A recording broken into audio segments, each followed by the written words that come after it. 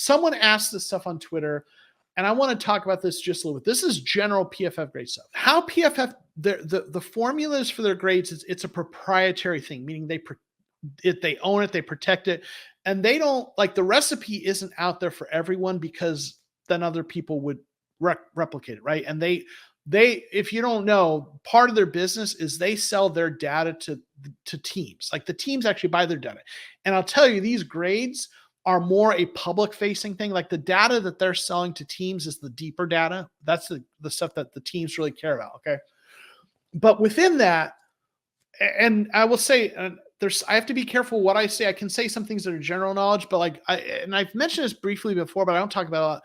I briefly, for one season, worked part-time doing a very low-level part of their process. You can apply to get a job working part-time, and they contract you out, and they pay. They have their whole grading process has multiple steps, and I won't go into detail because they're also proprietary. You sign a thing not to talk about the details of what they do, but they break it down to a lot of steps, and they have an army of hundreds of part-time people who just get paid, per game, a small amount. It's not a lot of money. You're really doing it just to be able to do that.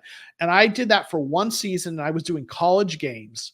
So I wasn't even doing NFL games, and I wasn't doing the grading. I was doing a very low level process. So I don't want to make it sound like it's more than it was, but I did work part-time, and I saw a little bit of the behind the scenes and a little bit, and I don't know exactly how the grades are, because what I saw, even the stuff I knew, was a level, but I've talked to people, I've read stuff, I've seen the stuff they publish. So I probably know more about how they do the grades than the average fan, but there's people out there who definitely know a lot more. So here's some of the things I can't tell you, and this is stuff you can find out if you're out there. The way they do grades, let's start with this.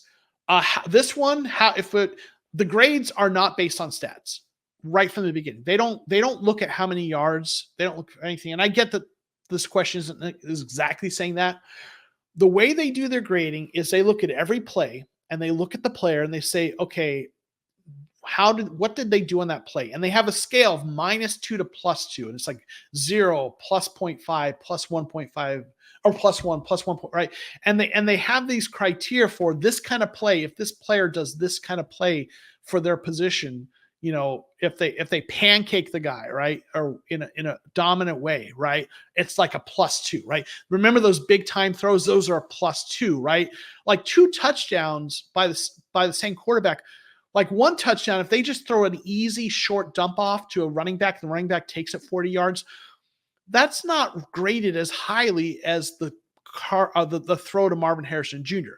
So sometimes the disconnect between stats and grades is the degree of difficulty, or how well they did what they did, right?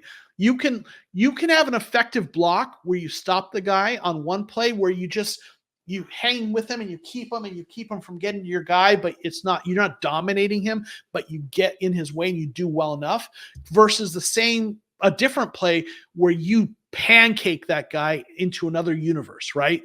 Those both were effective blocks, and both might have been good enough for the running back to get free, but one of those is graded higher, right? The one that's more impressive.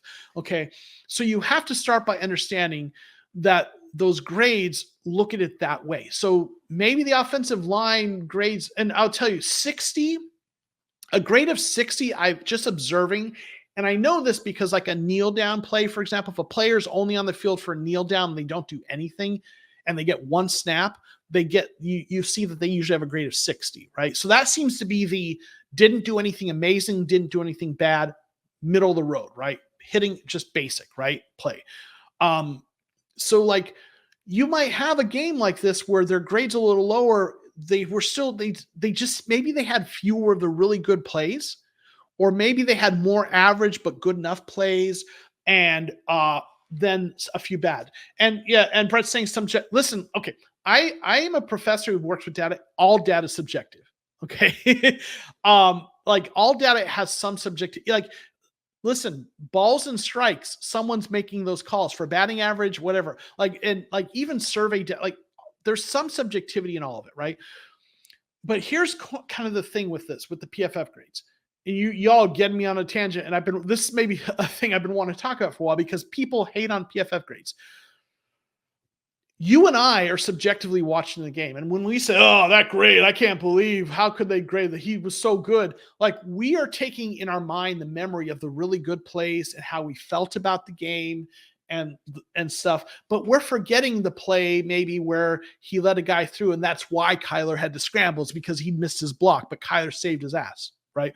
Or maybe we're forgetting the plays where there was 0 yards on a gain, right? So I think when you look at that, you have to understand, like, everyone's doing subjectivity, but here's the deal. You and I watch the game and we're influenced by how we feel in the flow of the game, by the big plays that catch our attention and the little plays we don't see, and we're not watching every play.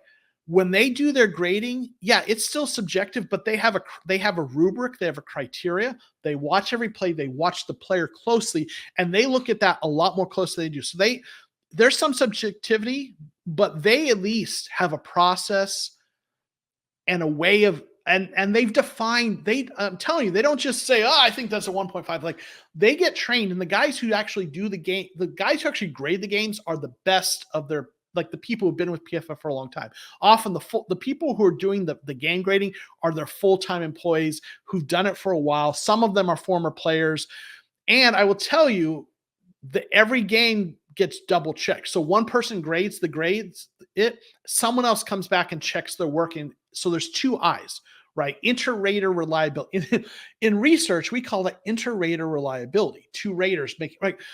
So yes, there's subjectivity, but I'm just telling you, their process is so much more rigorous than you or I sitting back here like, that's bullshit. Sorry, I don't cuss on here a lot, but like, that's, so maybe I defend them a bit, but I also understand data is never perfect.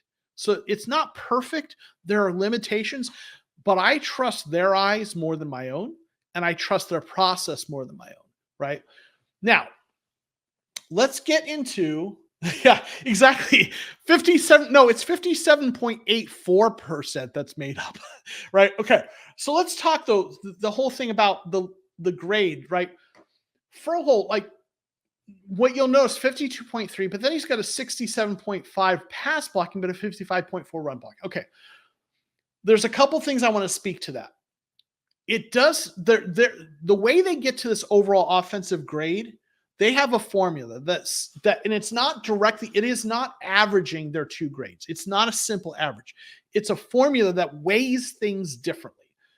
And they come up with that formula. The way they come up with that formula has been, they've worked with teams. They've asked teams, essentially, they asked teams what things are really important for this position.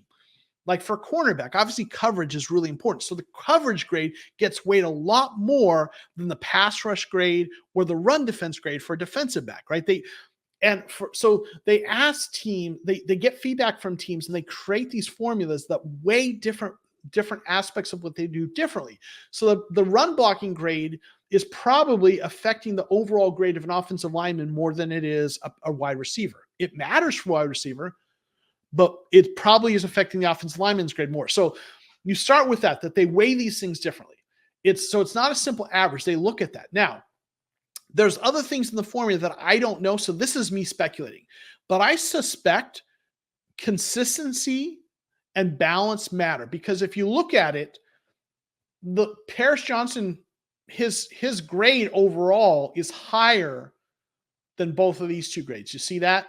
His 66.1 overall is higher than the 65.2 pass blocking, 63.8. But I suspect that the formula is set up a way that this grade is higher because, look, he wasn't bad in either, right? So his overall performance, because it was balanced, he was above average in run blocking, pass blocking, higher grade. You look at Will Hernandez though, right? His run blocking was good, but his pass blocking not as good. Or for Froholt, it was the opposite, right? In fact, Froholt, like, you look at his overall grades lower than his run blocking grades. So someone who wants to just, shit on PFF grades, like, well, that doesn't make sense. It's lower. So how does that make sense? Well, I think I think in the formula, it says a guy who is below average at run blocking and there isn't as much balance, it brings his overall grade down. And I think this also goes into the season-long grades, because if you look at it, if a player consistently has grades, like let's say in the 66 range throughout the season, like if they have solid grades throughout the season, their overall grade is higher than that. And I think it's because of the consistency. So the point I'm making is this. These grades, they have a formula, and the formula takes a lot of things into account that we don't know, but it also is done with feedback from the teams. Now, can the observations miss something? Yes. Can the people watching not know some of the assignment stuff? Yes. But I still think that their observations are better than mine. Okay. It's not perfect, but I still think it's better than people give it credit for.